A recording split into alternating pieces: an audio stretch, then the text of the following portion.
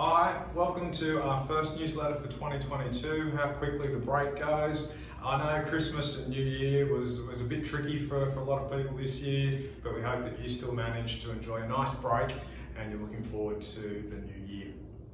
I was at home the other day and I read a good article about power costs in Australia, and so I thought I might have a little bit of a chat about that. Australians are still spending thousands of dollars a year on electricity and gas.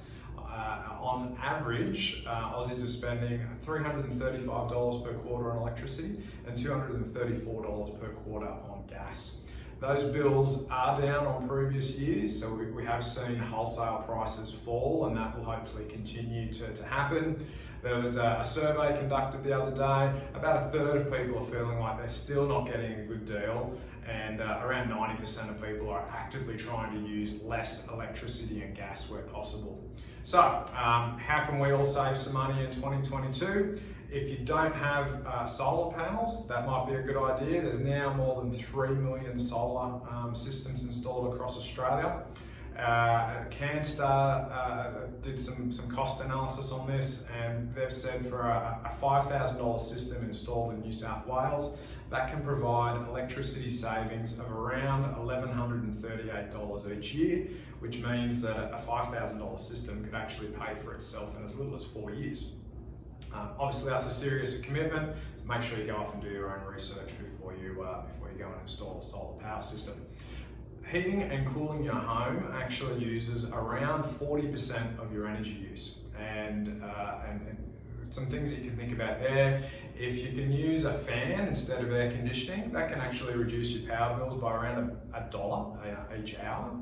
And if a fan's not going to do the job, then maybe think about setting the temperature in your air conditioner a bit higher. For each degree that you set that temperature higher, you'll actually reduce your power usage by around 10%. So if you set it at 25 degrees instead of 20 degrees, you've reduced power usage by 50%.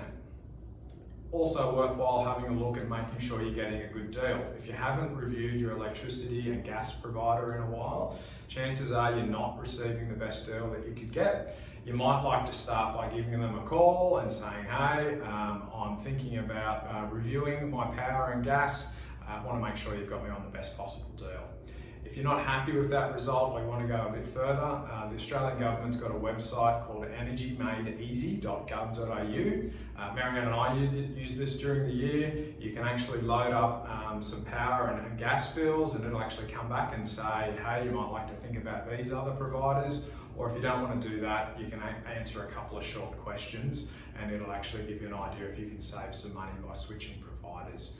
When we did that during the year, it was estimating we were going to save a couple of $100 a year in electricity and gas, which is exciting, and we can obviously put that towards other bits and pieces. So hopefully you can save some power and gas bills in 2022.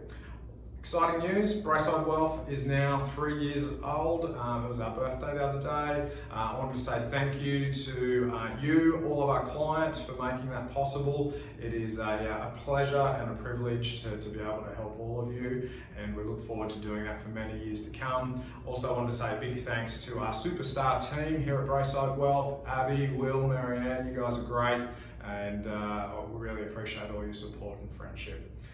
That's all for me for today. Stay well, stay safe, and we'll see you soon. Cheers.